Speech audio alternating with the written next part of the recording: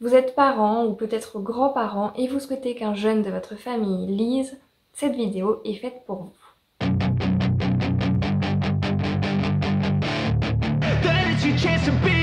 Hey kid, don't ever let them get inside your head. They'll tell you what to do in life instead of everything you know that you could get. Don't let them guide your life.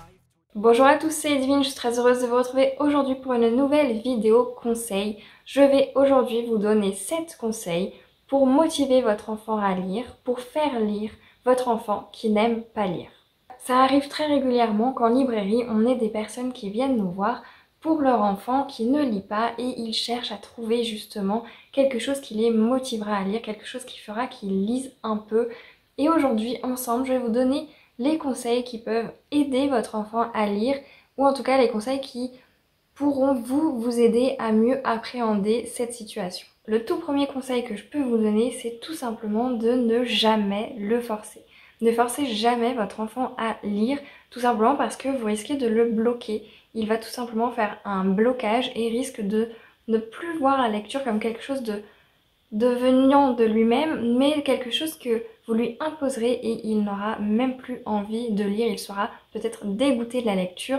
C'est ce qui souvent arrive, vous savez, avec l'école. Souvent des personnes qui ont toujours lu des livres qu'on leur a imposés à l'école n'aiment pas la lecture et vont se souvenir de quelque chose de pas très naturel, de pas très sain pour eux, parce que justement c'est quelque chose, c'est des lectures qu'ils n'appréciaient pas, c'est des lectures qu'on les obligeait, ils ne choisissaient pas tout simplement, et c'est un peu la même chose ici. Même si vous êtes le parent, le fait de forcer, c'est pas du tout une bonne chose. Alors je vous rassure tout de suite, parfois il suffit juste d'attendre. Le temps peut faire son œuvre, et dans certains cas, de toute façon, il y a certaines astuces qui peuvent vous aider. Le deuxième conseil que je peux vous donner, c'est tout simplement de trouver le format qui correspond à votre enfant.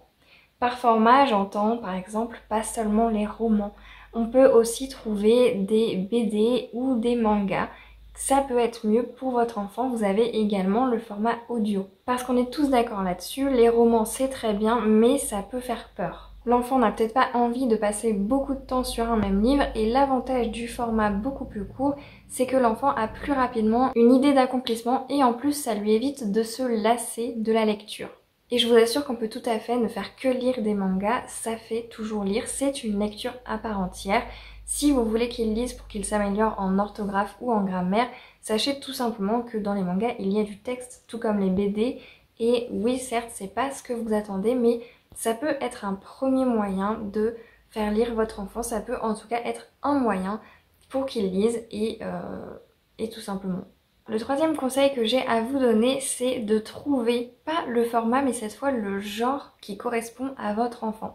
Et pour ça, c'est assez simple. Il suffit juste de se renseigner si vous ne connaissez pas plus que ça l'enfant, ou alors tout simplement de lui poser la question: quels sont ses jeux vidéo préférés, quels sont ses passe-temps, quels sont ses films préférés. Faites attention aussi en fonction de l'âge à quelles sont ses questions du moment, quels sont les questionnements qu'il peut y avoir de façon générale à cet âge-là. Évidemment, en fonction de l'âge de l'enfant, les questions et les réponses varient. Mais en tout cas, quand vous avez les réponses à ces questions, vous pouvez beaucoup plus facilement vous orienter pour trouver ce qui va intéresser l'enfant. Si par exemple votre enfant adore les jeux de rôle, pourquoi pas tester les livres dont il sera le héros. S'il adore l'univers des sorciers, pourquoi pas tester les Harry Potter. Et s'il se pose des questions sur sa sexualité, pourquoi pas tester un young adulte qui traite de ce sujet. Et évidemment, une fois que vous avez les réponses à ces questions, n'hésitez pas à vous orienter, à vous rapprocher de votre libraire qui pourra soit faire des recherches s'il ne connaît pas l'univers que vous lui présentez, soit tout simplement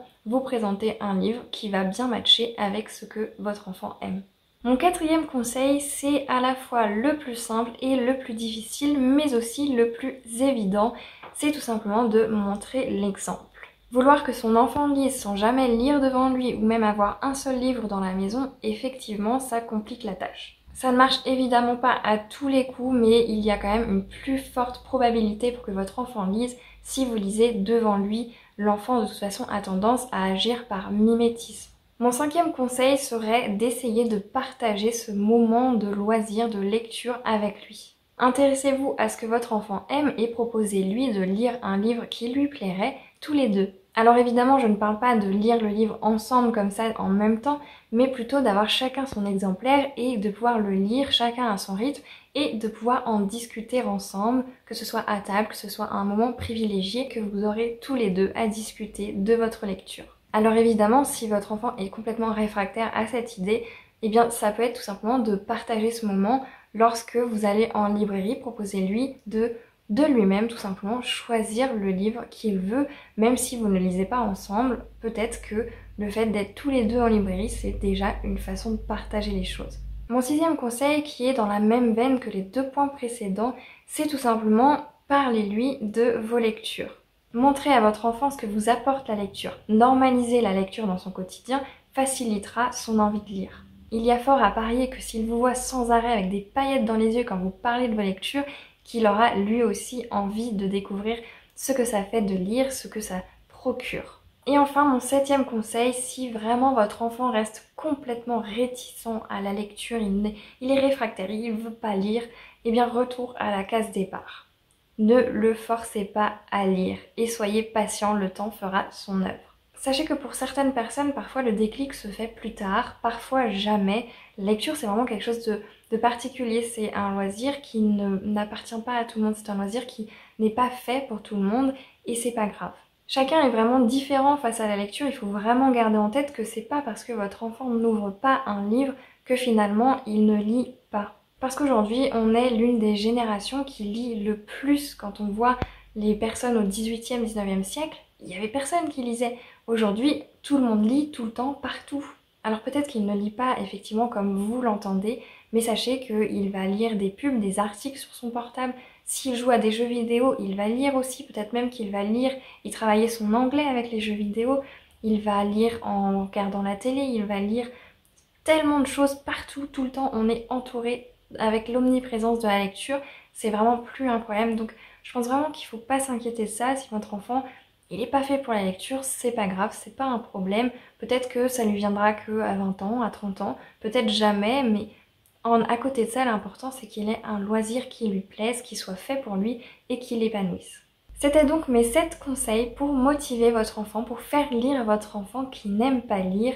J'espère qu'elle vous aura été utile, qu'elle vous a plu également. N'hésitez pas à me dire en commentaire ce que vous en avez pensé, si vous avez peut-être d'autres astuces, d'autres conseils à donner aux parents ou aux grands-parents ou aux oncles et tantes qui veulent faire lire leur enfant. Dites-moi également en commentaire si vous souhaitez d'autres conseils pour d'autres sujets, je suis toujours preneuse d'idées. En attendant vos retours, je vous remercie du fond du cœur d'avoir regardé cette vidéo jusqu'au bout. Sur ce, je vous souhaite à toutes et à tous de très belles lectures et je vous dis à la prochaine. Chance to be